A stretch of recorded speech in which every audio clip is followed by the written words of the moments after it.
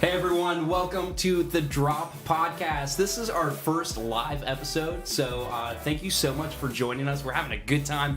We're talking about theme parks. We got some exciting topics to be talking about. Some big updates at Walt Disney World, and oh my goodness, some huge updates or news for Universal with their Q4 earning call and all that. So we have a lot of fun stuff to be talking about. But before we get into it, let's go ahead and introduce the co-host for today's podcast. First, she's been gone, but she is back. It is Tricia. How are you doing today? I'm doing great. How are you? I'm doing great. Thank you so much for joining us. Yes. You've been gone, and we've missed you for the last few weeks. Thank you. I've missed you guys too. Yeah, but you've been off. Spoiler alert: Sean's here too, by the way. Well, I'll introduce you in a second.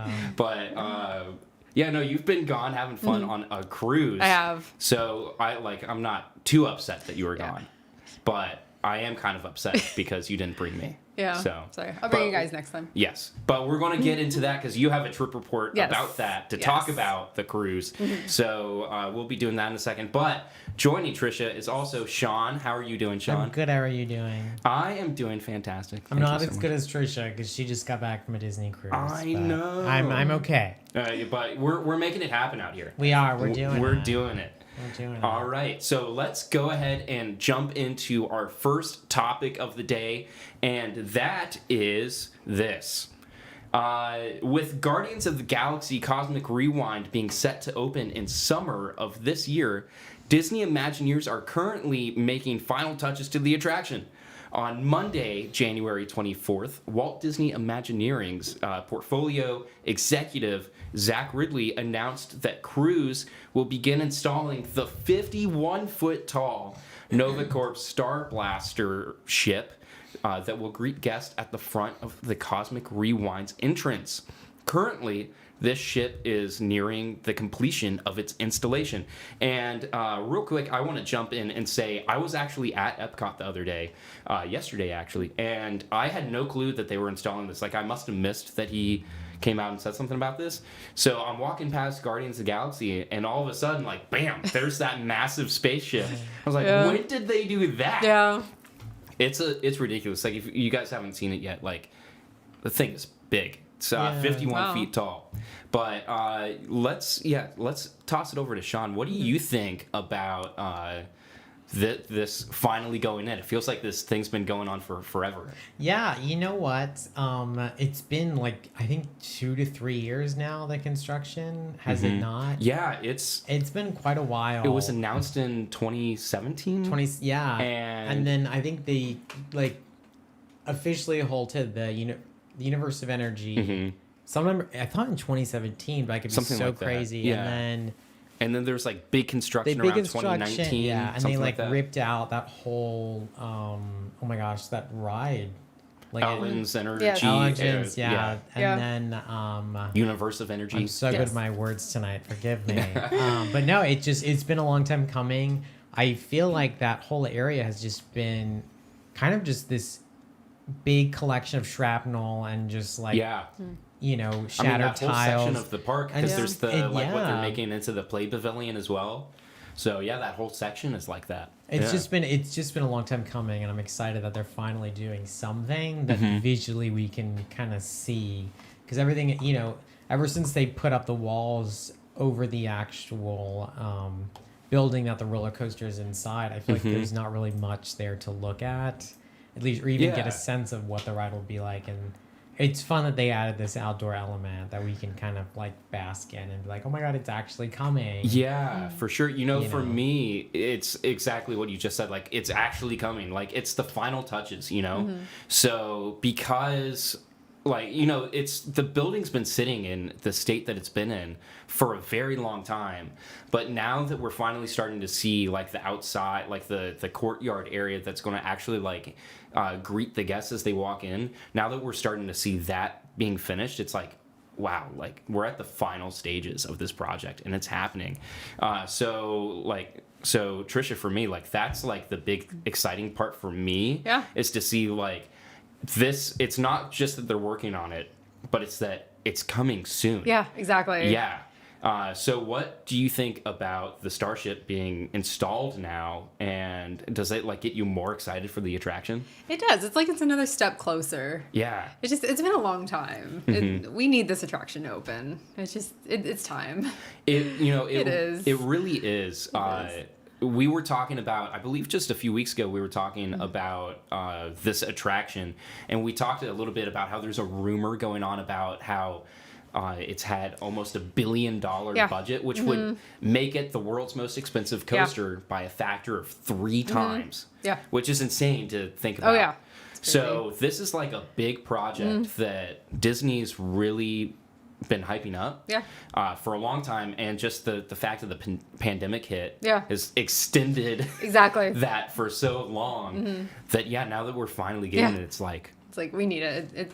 It's been talked about for so long, and you see the walls up, and it's like, come on, just give it to us. And that the ship really does get me so hyped. Like, it looks so good. Like, I'll bring up that graphic one more time. It's kind of hard to see it because it's blurry in the background, but that is a photo. That's not concept art. That is the photo of the ship. That was taken today, actually. That was taken today at the parks. That's the photo of the ship in front of the Guardians of the Galaxy Cosmic Rewind thing. Like, that just looks... I mean, that looks fantastic. It does. Oh, it does. It really does. I'm excited for this ride. Like, I think it's going to be kind of like the next evolution of a story coaster. Like, Hagrid's at Universal really impressed us in terms of its ability to deliver a story and a thrilling coaster all in like one package. I think this might, like, it has the potential at least to like really be that next evolution of what a story coaster could be. Definitely. Yeah.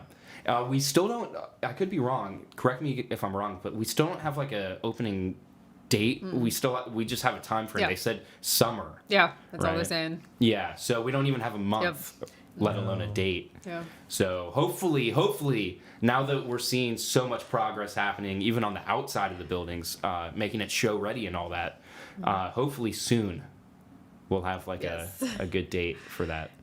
But we are going to toss that over to you guys now. Let us know down below what you think of Epcot, Disney Imagineering finally installing like the big showpiece inside of the courtyard, that Starship, finally getting around to installing it. What do you think about just the fact that this ride's almost here? We've been talking about it for so long, and it's almost here. So jump down in the comments. Let us know what you guys think. But let's go ahead and move on to topic number 2. And hey, Michelle, I see you in the chat. Hey, Michelle. We guys really are like, we try to be too cool, honestly. So when are you going to join us? Because you would just bring the show to a whole nother level. So it's good to see you. Thanks for jumping on. Anyways, let's go ahead and jump on to topic number 2, and that is this. Festival of Fantasy. We've got to sing it every time it comes in, So a loud cry of joy could be heard early this morning as Walt Disney World fans rejoiced at the announcement of a return date for, here, sing it with me, Festival of Fantasy. We got to hit the off note of the high note. That's perfect. After being closed for 24 months, the long-awaited return of the iconic fan favorite parade at the Magic Kingdom will be over on March 9th, 2022. It's so close, as it returns on the 8th anniversary of its original debut back in 2014. Along with the return of Festival of Fantasy, Disney announced a new lineup of live performances at the park as well. A new cavalcade called Disney Adventure Friends Cavalcade. That's a great title, very nuanced there. It's Adventure Friends Cavalcade. Will debut on February 11th and will feature 30 new characters from a plethora of Disney franchises. And on February 25th, the Castle Forecourt stage will welcome back the return of Mickey's Magical Friendship Fair, which, of course, has been at the parks for a little while. It just hasn't been there because of COVID. So that's like a thing that they're bringing back along with Festival of Fantasy. So they're bringing those things back. But the cavalcade, which honestly, and let me like you guys let me know what you think about this too. They're saying there's 30 new characters. That doesn't sound like a cavalcade. That kind of sounds like a parade. It does sound like a parade, yeah. Yeah. And they said that it would actually like debut, so like when it's here, like it'll be doing it multiple times through the day, and it'll start like it has like a whole parade route. Like it's going to start over in Frontierland and then go through Liberty Square. I almost blanked on the name of that, but Liberty Square, and then go down Main Street, which is kind of like the normal parade route. That is exactly. I think that is. Yeah, so it's interesting that they're calling that a cavalcade. Yeah. It's a parade. It's a parade. It's a parade. Let's just call it a parade. Yeah, for real. But Sean, I just want to throw this over to you real quick because you were the one who originally spoke Festival of Fantasy back into existence on the spot. I manifested. Yes. So I want to know what you think about them actually giving an official date of when it'll be back now. I saw on Instagram the announcement. I booked a theme park reservation and you for didn't March invite 9th. I know, what? I was like, because I was just like, I need to get it. Like I don't, So if you guys are more than welcome to go. Tricia, you and we need to get a pass for that, like a reservation for that day, and not go. And not, yes, we're not inviting. Yeah, and I wouldn't blame him. I would not blame him. Yeah, if we see him in the distance, we'll. Oh, no, we'll just like keep walking in the opposite direction. No, I was so excited. So I booked a reservation today, and I'm just excited. I can't wait to see it back in the park. It's been like 12 years. I know really it hasn't been, but it's been a long time. It has. And I'm just ready. I can't wait any longer. It's time like yesterday. It's not even, because technically that's still like almost, not 2 months away, but it's the end of January. Yeah. So we still got a little bit to go before we even see it again. But, by the time this debuts, it'll have been gone for 24 months. 2 years. Yeah, that's wild. It's wild. Especially since parades have been back in other capacities. Yeah. Like, Tricia, you went to, it was the holidays after party thing that they did. Well, they changed the name of it this past year. Do you remember the name? Merriest? Yeah, Mickey's Very Merry. Yeah, and it had a different name before, like the years before or something. Mickey's Very Merry Christmas Party. This year it's something else, I thought. Or, this year it had a different name. I forget what it was. But anyways, you went, and they actually had like a parade there. They had the full parade. Yeah, the full parade. Yeah. And I believe, didn't they also for their Halloween party, which also had a new name. That was Boo Bash. Boo Bash, yeah. Not so scary. Yes. It still wasn't scary. It still wasn't very scary. It still wasn't scary. Just different name. Yes. They got to be confusing on us like this. Yeah. But anyways, like they've had those parades back. Yeah. Just not for like the day guests. Yeah. Which has been wild, and that's been like a big pet peeve of mine. Like when we have talked about the unfortunate side of the pandemic and all that it's done for the parks, that's been like my biggest thing for Disney is, it knocked out all this entertainment, and Disney's just been very strange about selectively bringing stuff back. Yeah. And it's good to see that, like, there's no excuse anymore. They have to bring it back. Definitely. So they are bringing it back, and I'm glad to see that they're bringing it back. Yeah. But Tricia, what do you think about some of these other things? Are you familiar with what's the name of this? Mickey's Magical Friendship Fair, or have you looked into much of the other one, which is Disney Adventure Friends Cavalcade? I actually haven't. I feel like with the cavalcades, though, what's kind of nice about those is you don't have to line up early. You just kind of can catch one as it goes by. It just happens. So, I'm kind of glad that they're keeping some cavalcades, but, like, bringing parades back, too. Yeah. So you can kind of have both. I like it. Yeah, that was one of the things that I was really hoping that they would do, because one of the things that I did like that the pandemic brought us was the cavalcades. Yeah. Because they so much of, especially at Magic Kingdom, so much of that, the DNA of that park are the parades. Yeah. Oh yeah. And not being able to do that because of social distancing back then, one of their solutions was the cavalcades. Make it smaller. Yeah. Don't have it on a scheduled thing, so it just like randomly happens. Yeah. And I really liked that because even the nighttime shows, like the fireworks and all that, a lot of the times I'll skip over those things, not because I don't want to see them, but because I don't want to wait 3 hours to get a decent spot to see them. Agreed. Yeah. So I really liked the cavalcades because there's freedom. Yeah, exactly. Just see them whenever you can and then do whatever you want. And so I'm just like you. I'm really happy that they're in some shape or form they're sticking around even after the parade's coming back. And even in Animal Kingdom, you'd have them in the water. It was really So cool. good. It was just like, it was awesome the way they did it. And I mean, those are still there, right? Yeah. I actually haven't been to Animal Kingdom in a while. So, but yeah, I hope those stick around too. Yeah. Epcot is the only one that got rid of them. So. Yeah. Well, you don't go to Epcot for parades anyway. So exactly. That's okay. Exactly. But yeah, and Epcot did get Sean's favorite show, Harmonious. My favorite show of all time. Yes, all time. I was there specifically. So I had a friend text me we'll move on from this topic soon, but I had a friend text me at like literally almost 6:00 last night, like, hey, let's go see Harmonious. I was like, are you driving? Because like, and so he was like, yeah, I'll drive. So we literally drove out to Epcot to see Harmonious, and then that was it. So we went there. So disappointed. That's great. We actually, my friend and I, we actually really like Harmonious. I do too. Okay. So wow, you're the I know you're the odd one out, Sean. Yeah. I'm okay with that. In this situation, Yeah, no, I actually really like that show. But I do too. Yeah, anyways, let's go ahead and throw this topic over to you guys. What do you think about Festival of Fantasy? Finally coming back to the Magic Kingdom, along with some other things. Cavalcades are sticking around, and they're adding this new one, which has 30 new characters, like we said. And they made a big deal about Coco is making their big... he's making his big debut in Magic Kingdom in this cavalcade, so that's kind of cool.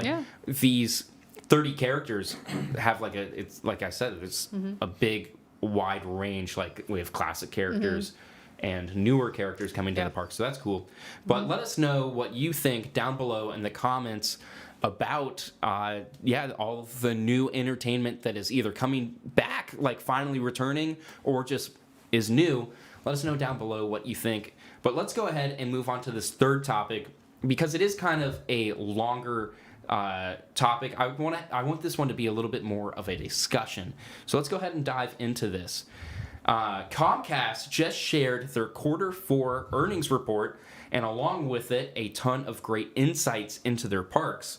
When asked about the state of Epic Universe, NBC Universal CEO Jeff Shell said, Epic is full steam ahead. I was down there a couple weeks ago, and the construction is going really well. And I think we've said this in the past, but we expect that part to open in 2025, and certainly in time for summer of 2025. We'll be back to you and everybody when we get more granular on the date. And Mr. Jeff Shell, I want to say that you actually haven't said that in the past, so this is news to us, which is why we're talking about it on this show. So we finally have a opening time frame confirmed, 2025, and at latest summer 2025, which that has been rumor and speculation for a while now, but now it is confirmed. So that's exciting. Oh, yeah.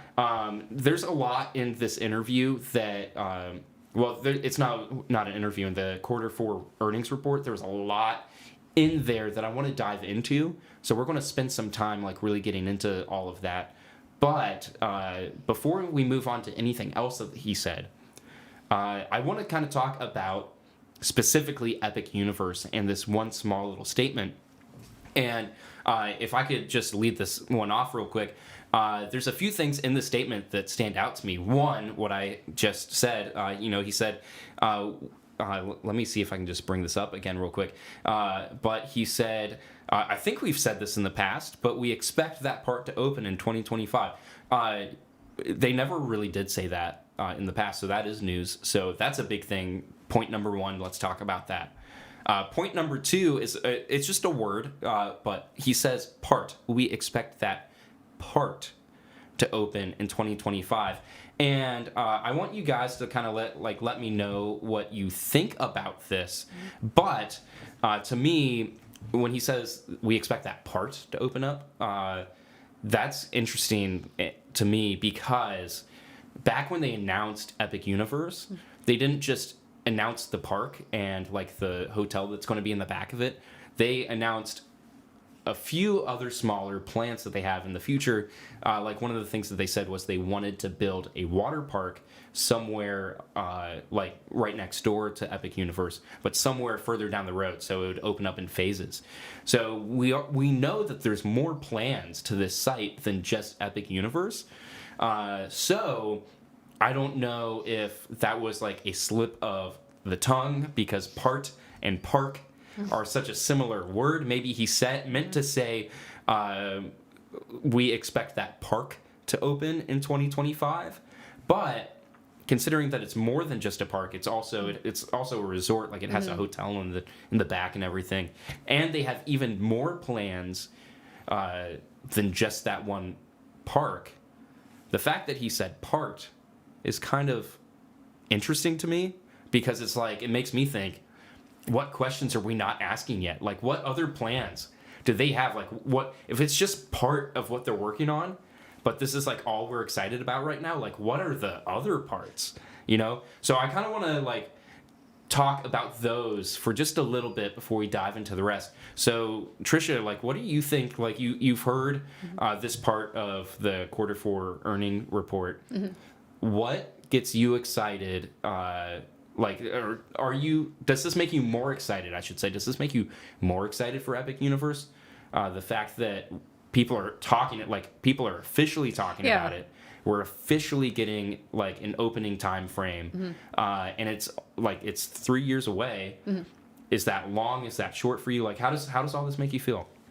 I think it's good because they have a real plan now. Yeah. I feel like for a while it was just kind of like, it's going to happen one of these days. Happening. But now it's like, okay, it's happening. This is the plan. This is the goal. Like, here we are. We're going to do it. Like, yeah. I think it's good. It's encouraging because I was starting to wonder. I'm like, is this going to ever happen? Right. Yeah. Like it got delayed a little bit. Yeah. And that's actually something that they talked about in this Q4 report that we'll get to in just a second.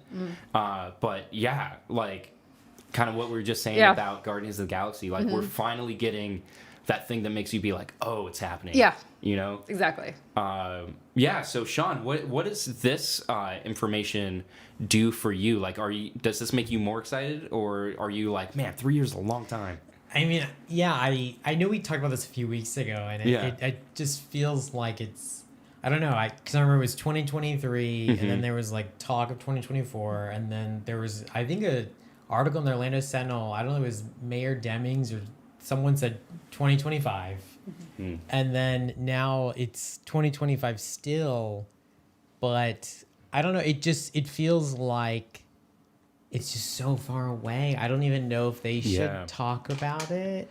And then, like, for them to say apart, well, it's like, what does that mean? Like, are we only going to get some in 2025? And then do we have to wait even longer for the rest? Like, what is actually, like, what are you talking about? Yeah. Like, I'm fearful that only, like, select lands will open. Yeah. Or, like, you know, like, if And they that do actually- a phased opening, like, you know, we've seen with, like, Galaxy's Edge. Yeah. So it's a little disheartening, and I'm kind of just like, what are we doing? You know, like it just feels like so much. Like typically when a theme park opens, at least a whole theme park, you know, I know lands or whatever, but I don't know. It just feels like, or maybe that's why I'm building hype too. I know that's exciting. Yeah. But it's all just, I just feel like until we get like until they get more, maybe we should just hold off and refrain from talking about all these things. I don't know. Yeah. Because I don't know, it just feels like it's so far away. I mean, granted it is 2022, but that's 3 years away. It just became 2022. Yeah, So I don't know. Yeah. I could be such a pessimist. I could be so, like, people hate me. But it's so far away. Yeah, I'm that's like, true. I'm struggling. Well, I love it. But I'm having a hard time. Yeah, no, and I understand that. You know, I think like your concerns of what you were just saying, like apart. Like, so for me, my head went straight to, oh, there's more than, you know, like if this is just a part, I just assumed they meant like the whole park, and it's just a part, so maybe there's more. But like your concern is being like, maybe they're going to be open it in parts. Yeah. And like I understand, so there was a rumor going around back when they said that they wanted to indefinitely put Epic Universe on hold because of the pandemic. There was a rumor that came out that because of the way that they are planning to build that that central hub area, because of the way that they built the hub or going to build the hub, that they actually could open up individual pieces of like that park, like the different lands, because everything is like hub and spoke kind of thing. I would honestly hate for them to do that. I think it would kill so much hype and buzz for the park, kind of the way that it did with Avengers Campus and with Galaxy's Edge, where it opens up in a small piece and then you're like, well, but we've already seen the whole land, except for like, you know, like how much more hype would have there been if Rise of the Resistance opened with the whole land, you know, like, and this is just on a bigger scale, right? Like if they open the park and Super Nintendo's open and that's like it, then how much more hype, like how much, I don't know, it's just like that process would be kind of disappointing of getting small piece by small piece. So I really hope that they don't mean it that way. I honestly don't think that they do because, and we'll get into this in just a second, but because in this Q4 report, they actually said that if they could go back and do anything differently in 2021 and 2020, they would have not postponed the development of Epic Universe because they were saying that they feel like so confident in the park that they would have not postponed it so it could open sooner. But yeah, I don't know. This is just, for me, I am happy to see that we're getting official, like not an official like date, but like an official time frame. You know, it's only 3 years away, and this park, it's not like, I think I could be wrong about this, but I was looking up just different, like how big is the acreage of these different parks or whatever, and like Magic Kingdom is 200 and something acres. This park is like 700 something. Like it's they said it's almost twice the size of the entire Universal Orlando Resort as is now. Oh wow! Twice for one park, which is like That's wild. insane. That is. So Wow. yeah, like it's a massive project. So when we say 3 years, like we're thinking like a normal size park. This thing is supposed to be like twice. Epic. Yeah. It's like epic. Yeah. Yeah. Like, it's supposed to be twice, 3 times, maybe even the size of what you think a normal park is going to be, and they're building that in 3 years. Yeah. Wow. So like I'm excited to hear that it's going to be here in 2025. Like I know that's a long time. But I'm excited to finally have something solid about that. Yeah. But is there anything else that you guys want to add to that before we move into like the rest of these Q4 reports? Because there is some neat insight that they have, not only in Epic Universe, but in like the theme park industry as a whole that they're talking about. So once we move in, I'm going to try to like widen the scale of like we're not just talking about Epic Universe at this point. Yeah. No, let's dig in. Let's dig in. Let's do it. All right, cool. So a little bit of behind the scenes. We had some issues technologically. I was going to do some screen sharing, and it's not working out. So you're just going to have to look at my ugly mug or our ugly mugs as I read this off the internet. But there is a great... if you want to read along with the actual article that I'm going to be reading, the article comes to us from Theme Park Insider. I don't believe I have the ability to add it in the chat right now, but after this video, I'll post it in the comments in the description. So if you want to look at this article, it is from Theme Park Insider. Great source. And they kind of just quote out a bunch of what the people who were in this earnings call were saying. And so I'm just going to read through some of it. The first thing is what we had just talked about. The NBC Universal CEO Jeff Shell had a lot to say. And of course he was saying like in response to some analyst questions about Epic Universe, he had said what we had just said. But right afterwards, the Comcast CEO, so not just, so like this is the CEO of the company that owns Universal, you know, higher up dude, like the highest, one of the highest up dudes. His name is Brian Roberts. He said, if I look back over COVID, one of the things that I wish we could redo was slowing down Epic. Of course, he means Epic Universe.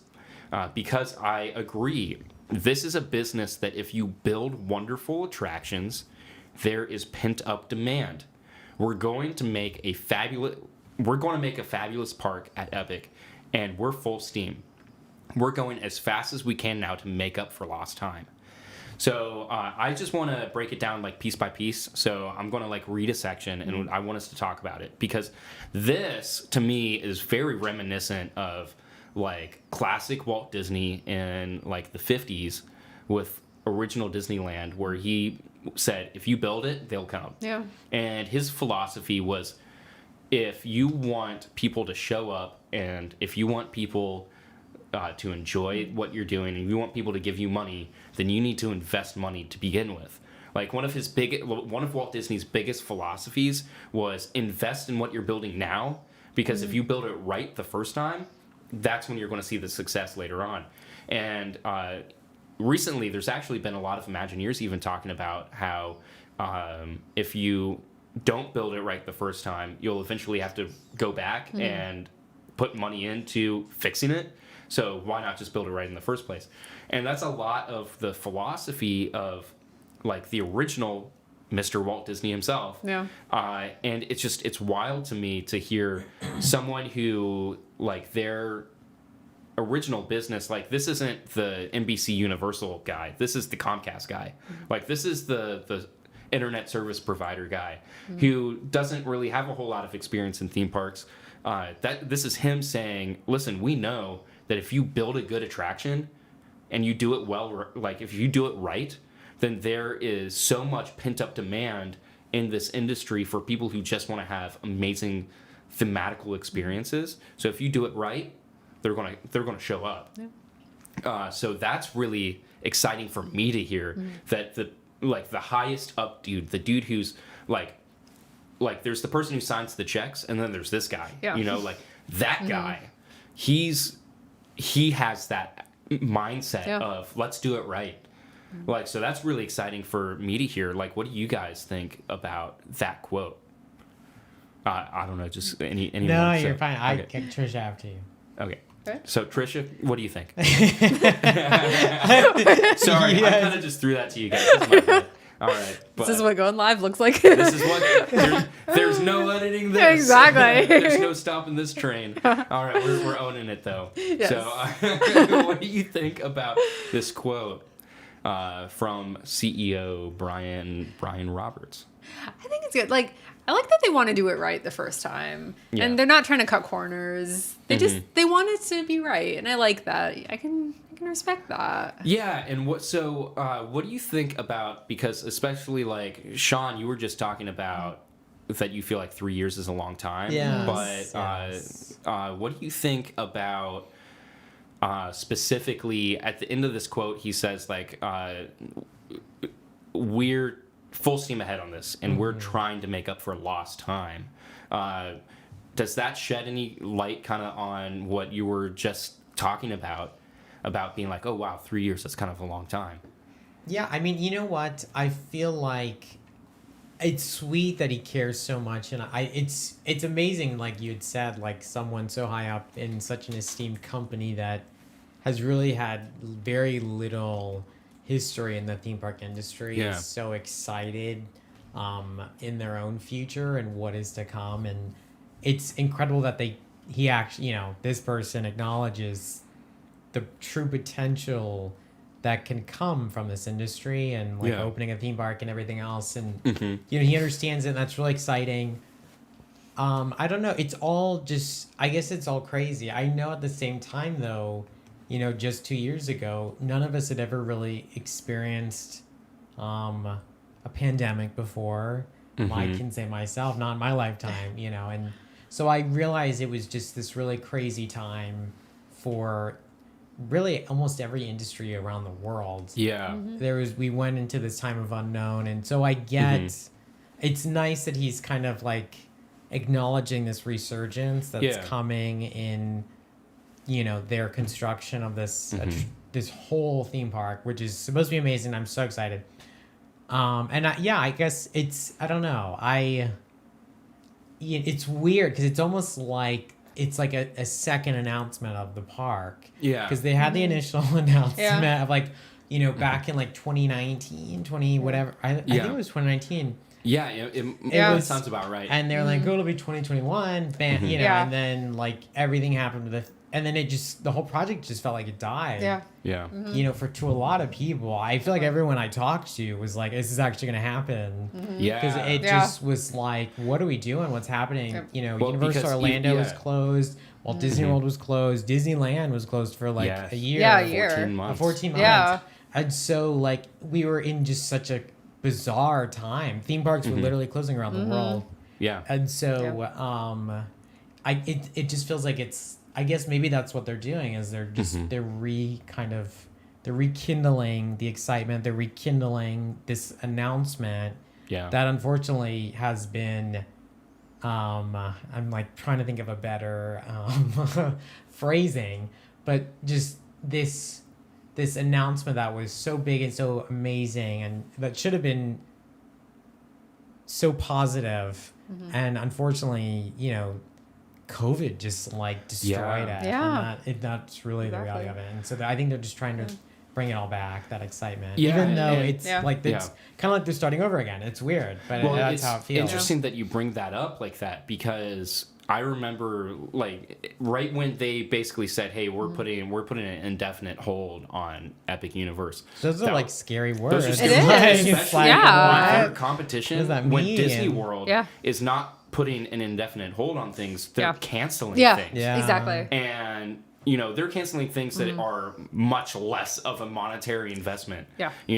Where Epic Universe is this big financially heavy thing. It's a big weight. It's a It big is, project. yeah. And if you're scared about like revenue income, like revenue sources, that's like a really heavy weight to have to carry through the pandemic. Yeah. So people were just waiting for them to say, "Oh, it's canceled," like any day now. Yeah. And I just remember during that time, there were so many people being like, "No, it's canceled. It's canceled. It's canceled." And us just not knowing what to do about it. So it is amazing to hear them say like, no, we're so confident in this that we're putting so much resource into this that we're trying to make up for lost time. Because like he even let's see if I can find this again. I forget the exact words that he said. It's fine. I forget the exact words that he said, but he said, like, we are building a great park here. Yeah. Like, he knows that what they're doing is, and even, like, the creatives behind this have all said, this park is going to be revolutionary for the way, like, we're going to be doing theme parks like no one has ever seen theme parks done before. So that's just really exciting to hear, because it's like a 180 from, oh, this park's not happening at all, to, no, we're full steam ahead. Like, we are making up for lost time. Yeah, so that's really exciting for me personally. Exactly. One more thing about Epic Universe, but this one actually has a lot to do about like the theme park industry as a whole, because this is where this Q4 earnings report starts to get into more so of like their whole like actual earning report and getting into the numbers. The financials. Yeah, getting into the financials of where the parks are at. And I'm not going to bore you guys with like, because there's a lot of like nerdy like stockholder stuff going on in here. But what I will say, like I'll kind of summarize it. And if you're interested in hearing the nerdy specifics of it all, definitely check out Theme Park Insider, their article. But they're talking a lot about this past year, and they're talking about numbers, like very specific numbers. And basically at the end of this section, they mention that Q4, we're laughing at the comments. So. Aram, I know you're watching. Yes, it is always Zevia Clock, and no, we are not sponsored. Forgive me. I'm so sorry, Jonathan. No, it's fine. Hey, Zevia, if you're watching, you are more than welcome to sponsor this show. But anyways, oh my god, sorry about that. No, you're right. So anyways, they were specifically talking that this past quarter was not just profitable for them, but it was their most profitable quarter to date, like history. Like last year was definitely a big stumbling block.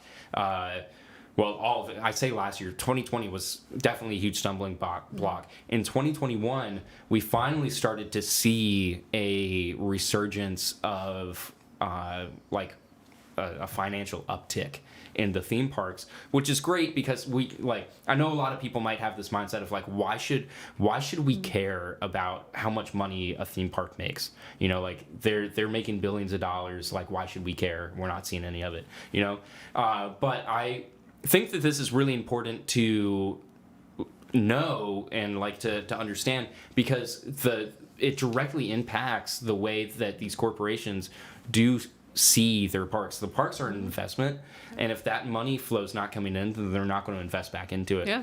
So the fact that we're getting really good reports like this saying, hey, the theme parks are in a healthy state financially is great because we want to see more projects like Velocicoaster and Hagrid's come to the parks. Yeah. We want to know that because money's coming in, that we're still going ahead with Epic Universe and all that. So that's really exciting. And what's interesting to me is that they didn't just say that Q4 was profitable or financially, there was an uptick there. They said that it was the strongest quarter that they've ever had as a company in terms of their theme parks, ever. Which is mind-blowing because we're still in the middle of... Well, I wouldn't say that we're in the middle of it, but we still have to deal with a lot of COVID restrictions. Oh, yeah. There are a lot of concerns coming back from just COVID, the upticks that we've had in COVID as well. Mask mandates starting to come back. Some parks even around the world are shutting down. Some Disney parks over in China, I think it was Shanghai had to shut down again. Yeah. The Efteling had to shut down, which was in the Netherlands, and thankfully both those parks have reopened already. But parks around the world are having to shut down, and in the midst of all of this, the demand for the theme parks and travel's not even all the way back open. In the middle of Q4, that's when England first starts. So this whole quarter that they're saying was the most profitable quarter they've ever had was without some of their biggest draws for tourism, which is absolutely insane to me. And so after they talk a little bit about that, there is a quote from Jeff Shell that is really interesting. It says, it's impossible not just to be excited about our theme park business. We haven't seen any, he actually says that we haven't seen any impact of the Omicron variant in Florida. He's talking just purely financially, not about health or anything. Of course, we've seen a big impact of that in Florida, but he's talking about financially here. So I want to clarify that. He says that we haven't seen an impact of Omicron in Florida. For example, a very limited...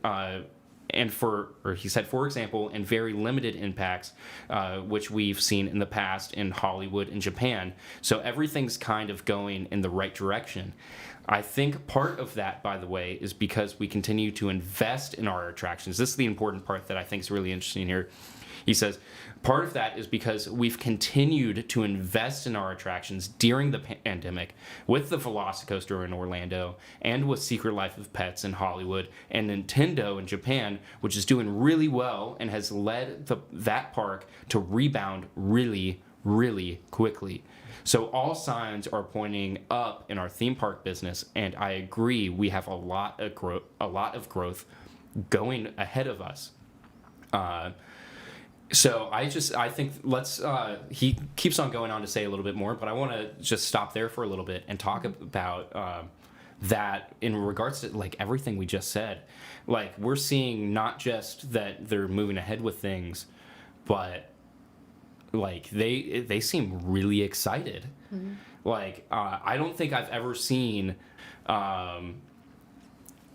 Oh, sorry, I got a thing that our internet dropped, so I'm sorry if there's a little bit of a hiccup in our system. This is our first time going live, so we're experimenting. If something doesn't work, we're gonna have to deal with it. So I'm sorry if there's hiccups in the live stream right now. I'm gonna acknowledge that since it's our first time going live. Yes. But I want to hear you guys talk a little bit about. Sorry, I lost my train of thought there. Well, just their excitement, you said, essentially, Yeah. correct? And like their positivity and like going forward into the future with everything coming. With Yes, the theme and parks. specifically in the beginning of that quote, he talked about like he thinks that the reason why they've been so successful is because they've invested in their attractions, and I don't think that that was necessarily a stab at Disney, but the reality is we've seen Disney react in a very opposite way to that. Yeah. So I want you guys to talk just a little bit about just what does that mean to you? Like when you hear these words talking about just their excitement about the future, but also the reasoning why they think that they're progressing the way that they are and why they're doing really well where some other companies are still struggling. Yeah, just give me your thoughts on that. So, Tricia, what does this really say to you about just the state of the theme park industry as a whole?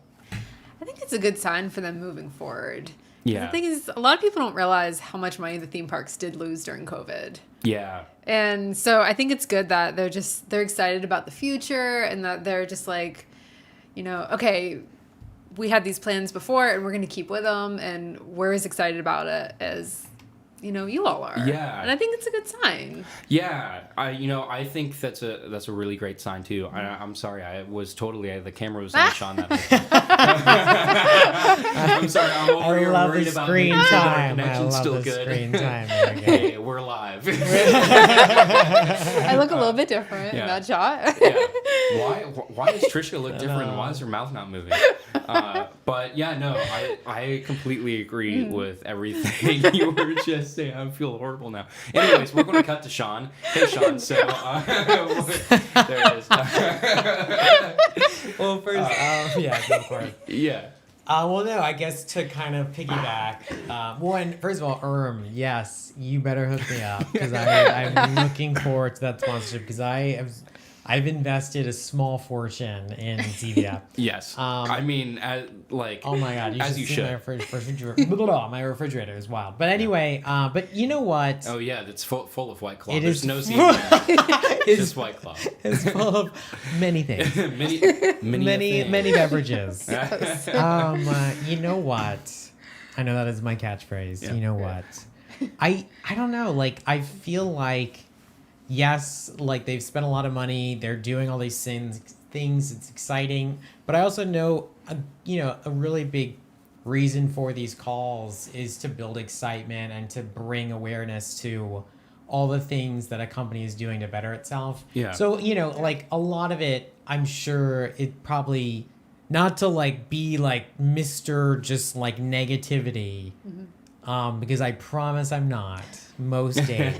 Most days. Most days. But today though. But it's they're not days. most days. they're building the hype. Like that's like because all I can think back to now, like my nearest recollection of the last presentation at least that I watched and engaged with was with Disney when they did oh my gosh, their whole presentation on everything that was coming to Disney Plus.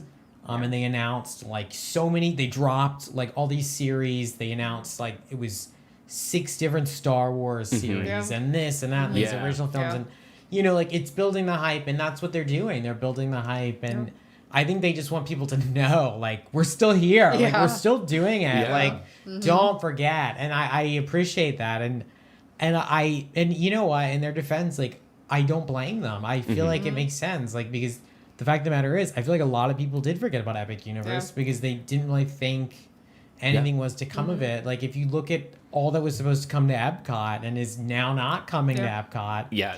Or it's just like, Crater Park at this point. It really, and it's Walt City, we love it. And it's like, but it's so sad, it's like, we're in such a weird time still. Yeah. And I get like, yes, like this industry is, I guess now on the rise again. Yeah. And so are a lot of others, while still so many are struggling. I understand like their positivity and like their well wishes that they have for themselves.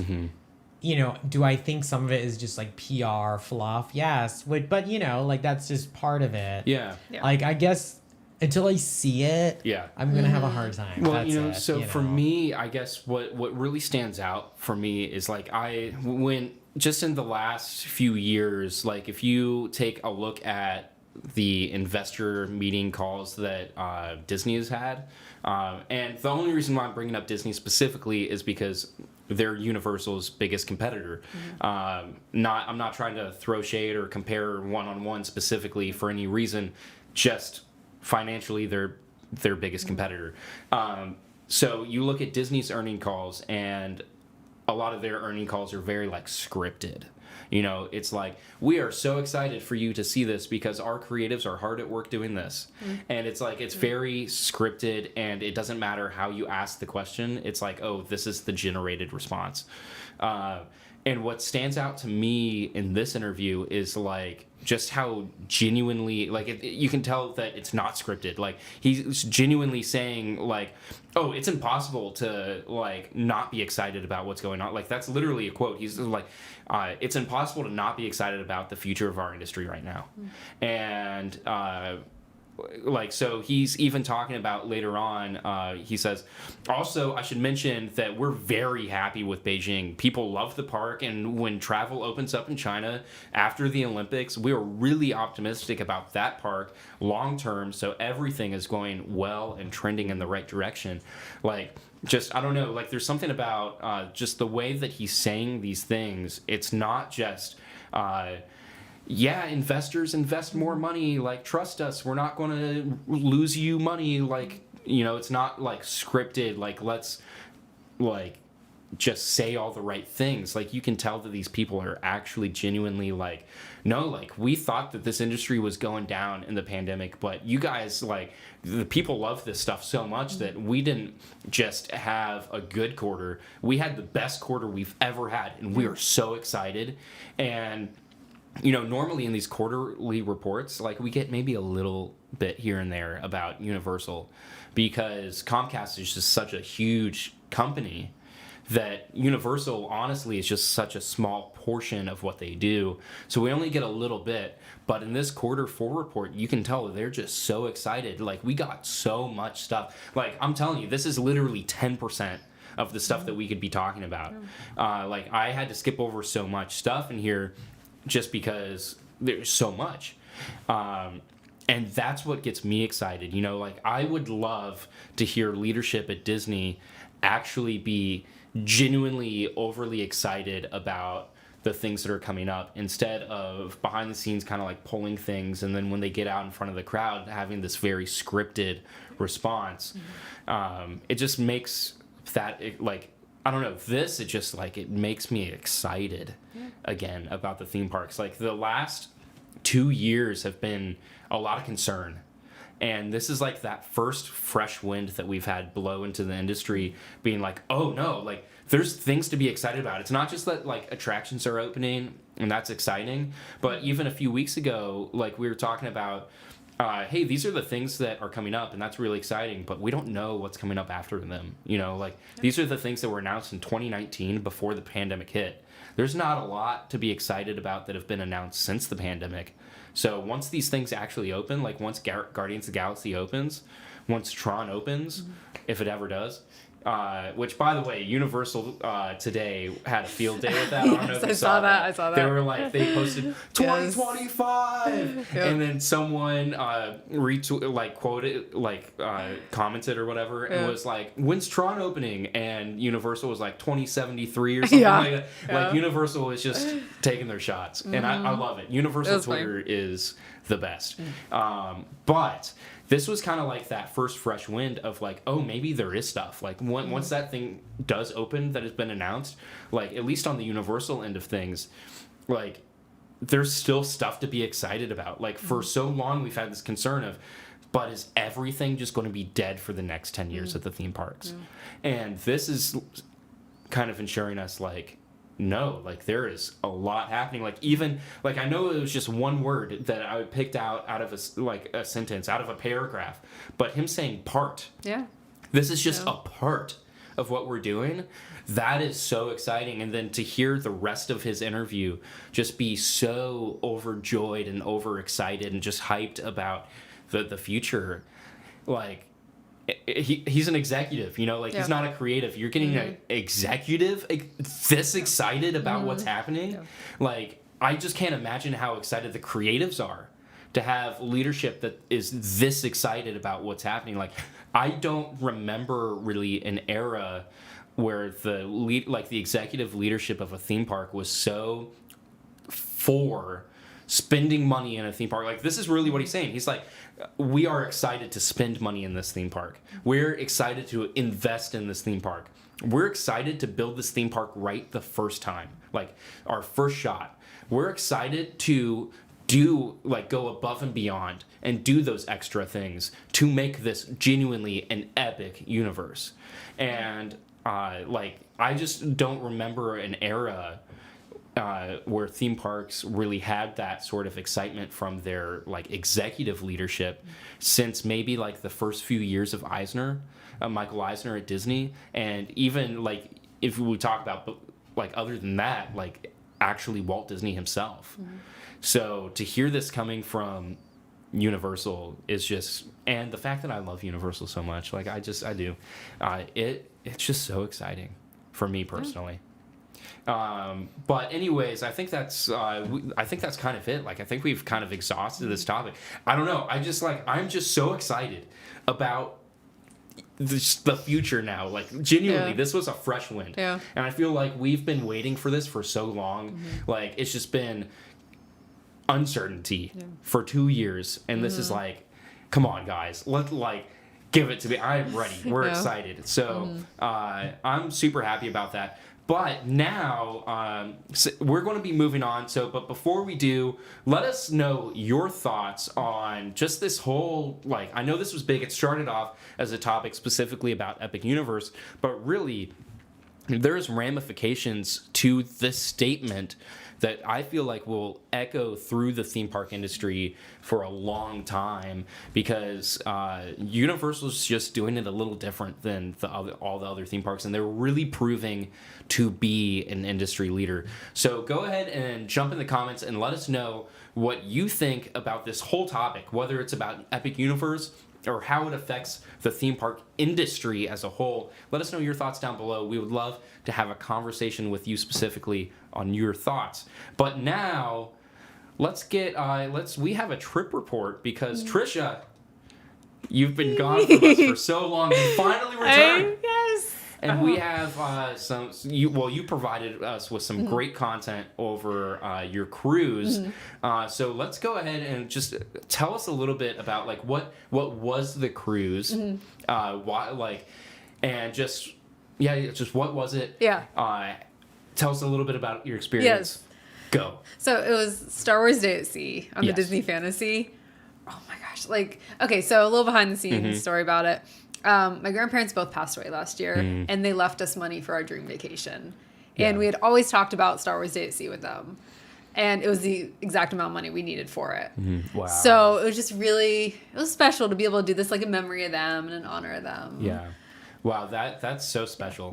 Yeah, and I remember leading up to this, the reason why you were gone for so long, even though the cruise was only it was a week and a half or something like that. How long was the cruise specifically? The actual cruise? It was the 7-day cruise. It was a 7-day cruise. Okay, so it was a 7-day cruise, but you were gone for 3 weeks because you were so concerned. Yes. We cannot get sick. Yeah. We have to get tested. There's no way that we're going to miss this cruise because it was so important to you. Exactly. So you were I want to be on the show. Yeah. But I'm sorry, guys. But I'm not leaving the house. Yeah, we're not this cruise. Yeah. We're trying to figure out a way I can do it from home, and it was just I was I'm not leaving the house, so. But yeah, I mean, I'm so glad that you made that cruise. Yes, I am too. Yeah, you were sending us updates all the time. Yeah. And I was like so happy when Yes, you were like, thank we you. made it. Yes. Yeah, because they test everyone for COVID. Yeah. So, of course, you're going to be locked on a ship. Exactly. together. So yeah, you go into the parking garage and you do it all from your car and everything. Wow. You wait 45 minutes, and that's like the longest 45 minutes of your life, just Freaking out, waiting. like, are we going to get on? Exactly. And then you see, and then it's funny, they send it to you, and then you have to like log in, and we like Really? all drew a blank on our username and password. We're just kind of like, no. what is it? We couldn't even remember because we're just like so like. Yeah. So, What ship was it again? it's a Disney fantasy. The Disney Yeah. fantasy. Yeah. Fantasy. The Disney fantasy. Yes. Yeah. No, Yeah. that's cool. You graciously recorded a ton of video, and you took a lot of photos too. Unfortunately, I didn't have time to put the photos in, but you got a lot of video that you sent us. So as you're talking, I'm just gonna have these videos playing in the background because.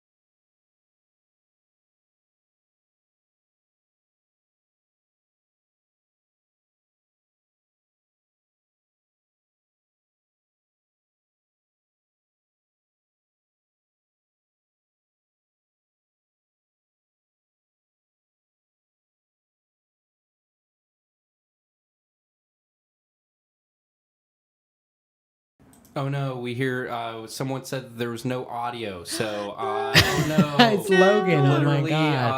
I am so sorry. We will redo this section in just a second so you can. Thank but you for pointing Yeah, that out, thank you, Logan. thank we you. appreciate that so much. If you wouldn't mind, we are going to do we'll be right back super quick so I can fix the audio. I know the issue and it will be resolved in like 20 seconds. So give us about 20 seconds and we will be we'll be good to go. But the video might jump around for just a second. So I am sorry about that. We're going to go for it though. We're going for it. Let's see. doing it. We're doing it.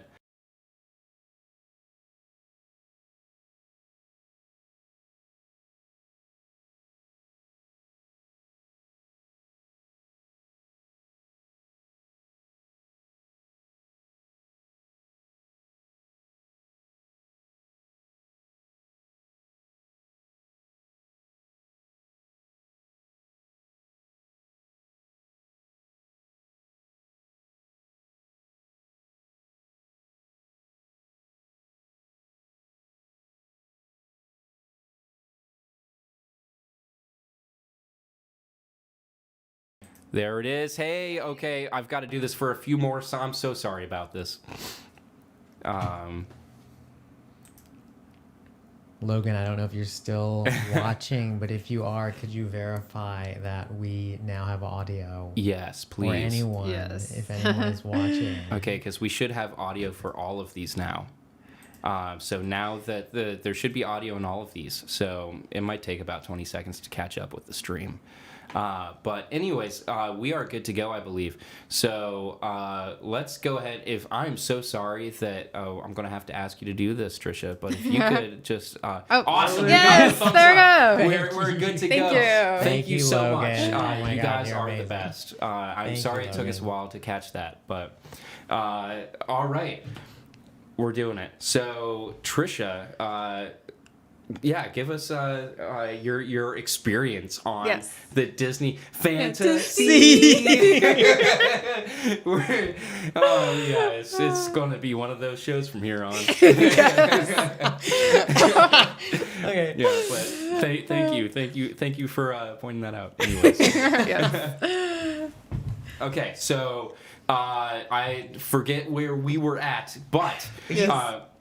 yeah, no, go for it. I was gonna say, because you said, what was the theming like? Like, as far as like the days, like, was it Star Wars the whole cruise? Yes. So, And then that was when you verified, like, no, Yeah. it's like yeah. one. So, just a quick recap before we jump into that. We did talk about the COVID testing. They did a COVID test in the car. It took them about 45 minutes, but as soon as they were all good, they got on board. And now we are talking about the scheduling. I basically, had that question of like, is it all 7 days? And your answer was No. awesome. Riveting. And that is the And next end of our question. show. Thank you so much for watching. I'm just joking. Anyways.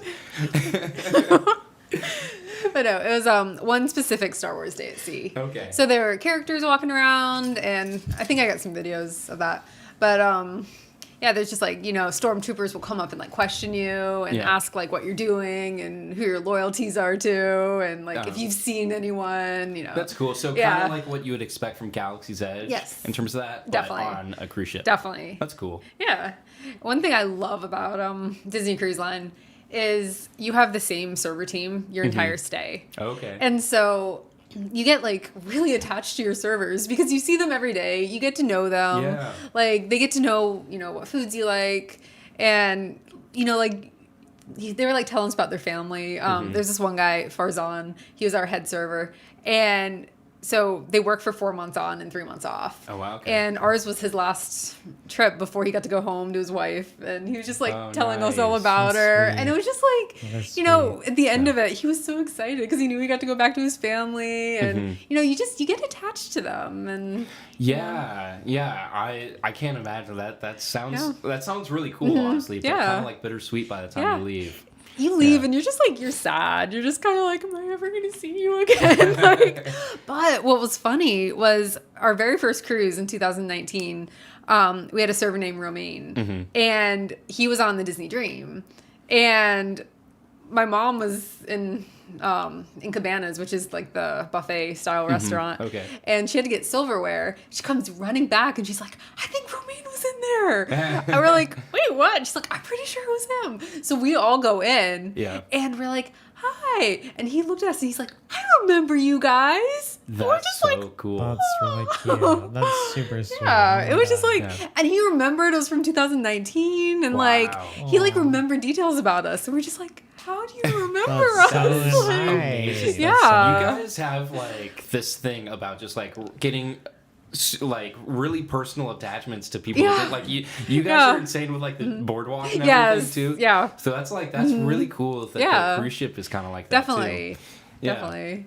But like that's honestly like my favorite part about a Disney cruise. I mean, I love everything, but like the fact that they become such a big part of your trip, and and you have the same stateroom host every time.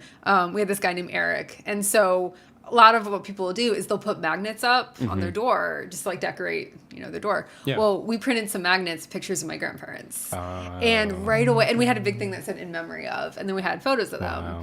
Right away, he asked us what that was, and he was like wanting to know about them, and it was just like it's that personal touch that Disney has. Yeah. That and by the end of it, we got to know him really well too, and it was just. It's great. Like I can't That's say enough amazing. about it. Yeah. So where was the actual like cruise destination to? Like where was that actual destination? So originally it was supposed to be Puerto Rico, San Martin, and Castaway Cay. Okay. And we get on board, and they hand us a piece of paper telling us the new itinerary. Oh, no. So we went to Nassau, Bahamas, Okay. and then 2 stops in Mexico.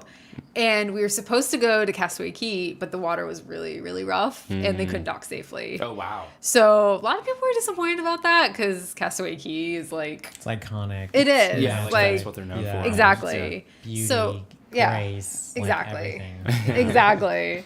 So that was a little disappointing, but it was everything else was so amazing that Yeah. it's like, you know what? It's okay. Like, it's all right. For sure. No, that's awesome. Yeah. I'm honestly really jealous. Just like watching the videos that you sent us, like it makes me want to go on a cruise right now. Yeah. Like for real. You said, okay, so we already have it in contract that next time you go to Disneyland, Yeah. you're taking us. And Yes. I did hear you say earlier Yeah. in the show I did say that. next time you go on a cruise, you're did say bringing that. us. I did so, say that. Sean, we're going. We're going. Next time Tricia goes, Going. we're crashing her party. We are. And that she's saying yes right now. Yes. There All it right. is. She's on screen saying yes. Yes. There it is. So now you officially owe us a Disney trip Oh, and a okay. Disney cruise line Okay. trip too. So You owe us a lot. you owe us, you owe us so much. Yeah. Yeah. No, I'm just joking, but no, seriously, like that, like just this, like it looks so. Look at that. It's so beautiful. And by the way, Tricia shot all of that footage. We have to say that's not like stock footage. Like she shot all that. Yeah. It's So like it's that's really well actually shot. her Yeah. experiences. So. Oh my god. Yeah, I don't know. Do you want to? I know it's kind of cutting kind of fast, but if you want, you should kind of just talk us through like these clips that we're watching. Okay. Maybe. Yeah. Yeah. So that's part of the stage show. That was actual Star Wars Day at Sea. Mm-hmm. And so, because they would have stage shows and then they'd have people walking around the ship. Okay. So, and the thing is, the way they handled that with the stage shows is there'd be a dot on the ground. And so your party had to stand on that dot. For like social distancing. Exactly. And there'd be Interesting. different times. And so depending on when your dining reservation was, that was when you could go to what show. Okay. So, and then if you didn't have a dot, then it's kind of No like, dot, oh, no well, entry. exactly. Wow. So they were, but what's crazy is the cruise industry is getting a lot of hate right now with like COVID. Yeah. But we felt super safe. Wow. So there was under 1,000 people on our ship. And I mean, people were spread apart. Like, we felt super safe. There's almost like no way to be more out in the open than like on Exactly. the top deck of a cruise ship. Exactly. You know? Yeah. Exactly. That's interesting. To me, it just kind of sounds like a hotel. Like Yeah. if you're okay staying at a hotel, like there's nothing really different about a cruise Exactly. ship. Like if you want fresh air, Yeah. you just go up. to the Exactly. deck, you know? Exactly. So that's kind of cool. And like masks were required indoors and everything. Okay. So, I mean, everyone, See, everybody this felt looks safe. beautiful. That's the adult oh my area. gosh, yeah. So- sign me up for the adult area. I want to live Yes. in the adult area. They Like, have- look at that. yeah. That's gorgeous. They have, You do belong in the adult area. Yeah. I really do, right? Yeah. So- Welcome to the adult podcast. The adults only drop podcast. That's this. So that shot before, that was like one of my favorite areas to sit. That Oh, was in yeah? part of the adult area. And it was just like, it was the highest you could go. Oh, okay. And it was just like, We love going to the highest Yeah. place we can go as adults. Yeah. We love it. On top of the world. exactly. On top of the world. And it was like, it was just That's so a cool. different Like, yeah. It was just so cool, like the sunset from there. And also when, sometimes when we would leave, like the port, you just sit up there and you're just like waving bye to everyone. And it was just, Wow. it was so cool. Like, I can't say enough good things about Yeah. it. See, that's cool. Boba Fett shooting Yeah. like an actual like firework thing. Like, what was that? Yeah, that was part of the Yeah. official Star Wars Day at Sea. That's cool. Did it tie into like Book of Boba Fett coming out or anything? Because that was happening too. It was just he's going around like on a mission and Okay, that's cool. yeah. And then they had Star Wars fireworks too, which Oh, was really yeah? cool. Yeah. So and then they had like a dance party Mm-hmm. and Yeah, sorry, it's cutting so quick. So Yeah. if something stands out that you're like, ooh, I want to talk about that. Don't Yeah. worry about like the video passing you up. Like, just Yeah. talk about it. Okay. Yeah. yeah. So yeah, that was just one of the views. Nice. This was funny. So they just like walk up and start like questioning everyone. Yeah. And like you know, these kids were just kind of like, what is happening? They were messy. This one little girl just like poked him, and then he's just like, like he's like, I've never been poked by a child before. Like, that's funny. They were so great at playing along. Yeah, a lot of this is really about improv. Yeah. Oh, that was a jump rope group from Orlando that were performing, wow. and they were so good. I forget the name, but they were so crazy talented. Oh, Peter Pan. Yes. Aw. Yeah, this seems kind of cool. Yeah. So that's how they were doing characters. They'd be up there. Yeah. And then on the app, they had certain times that they'd be there. Okay. But it's funny because on the other cruises I've been on, there would be the longest line. And very often on this one, nobody was waiting. They're just standing there just waving at people. Really? And yeah. Yeah, there typically is a very long Yeah. line. Yeah. What, with the character cruises? meet and greets. Mhm. Yeah. Yeah. Yeah. Yeah. Do you think it's because they only allowed like 1,000 people on the ship? Yeah, And that's I think so, just- yeah. Okay. Yeah. So it's not like people were disinterested. There just wasn't Yeah, very many people exactly. on the ship. And Okay. it's funny because they would have like a formal night, and Yeah. so they'd be dressed up in their formal clothes and stuff. And Oh, I was nice. I was constantly taking pictures. Like anytime there was a character there, Mm-hmm. it didn't matter if I had already had pictures of them. I was You're going gonna back and take doing another more. one, I was just like, I was doing it You're constantly. documenting the magic. I was like, all right, I already have like 10 pictures with Mickey and Minnie, but you know what? Let's make it 11. Let's make it 11. Exactly. That's awesome. Yeah. Oh man. Yeah, I'm just so jealous. Like, look at that sunset. It's so good. It was absolutely beautiful.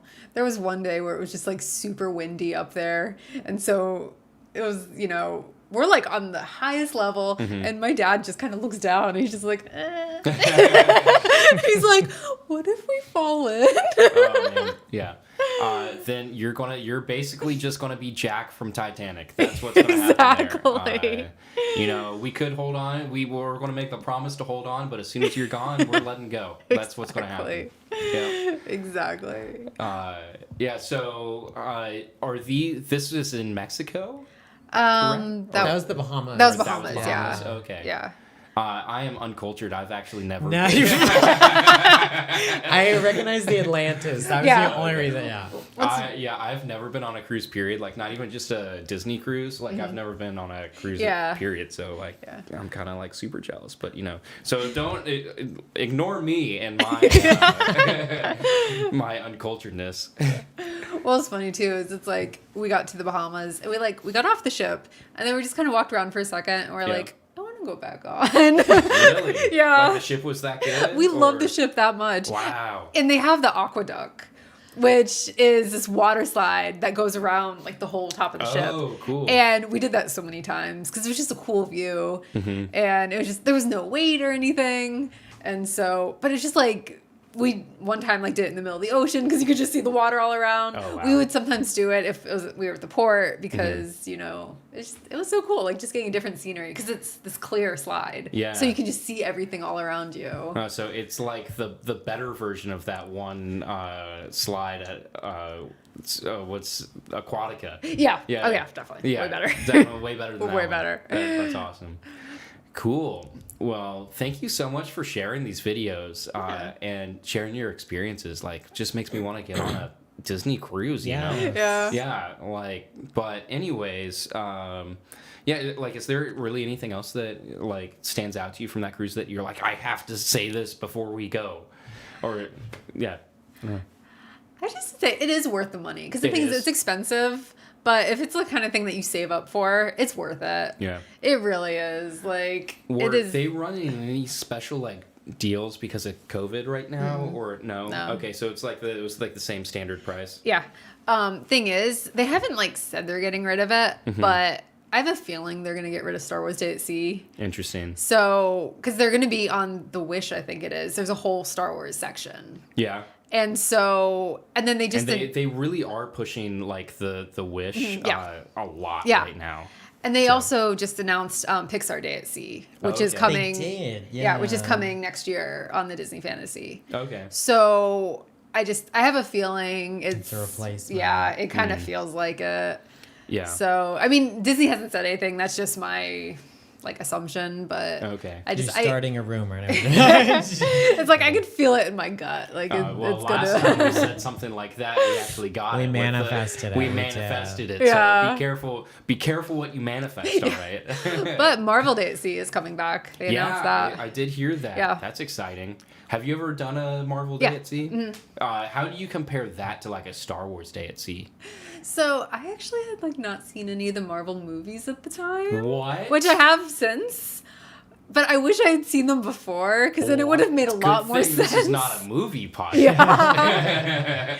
Which, okay, this was actually really funny. Yeah. So before Star Wars Day at Sea, they had like a Star Wars 101 thing where it was like, if you know nothing about Star Wars, come to this hour-long thing. Oh, wow, so that it is will so make funny. sense. Yeah. That's so funny. Yeah, so they're like, you'll actually. know what's going on around you, and you won't feel out of place. Yeah. So I thought that was feel interesting. Like, at least from like the small bits that I've seen from it, doesn't really sound like they go too far in depth. Yeah, no. So it's just like, this is what Boba Fett looks Yeah, like. yeah, And this exactly. is who Darth Vader is. Exactly. Yeah, like they're not like diving into like nerdy like Star Wars Yeah. canon or anything. Yeah, exactly.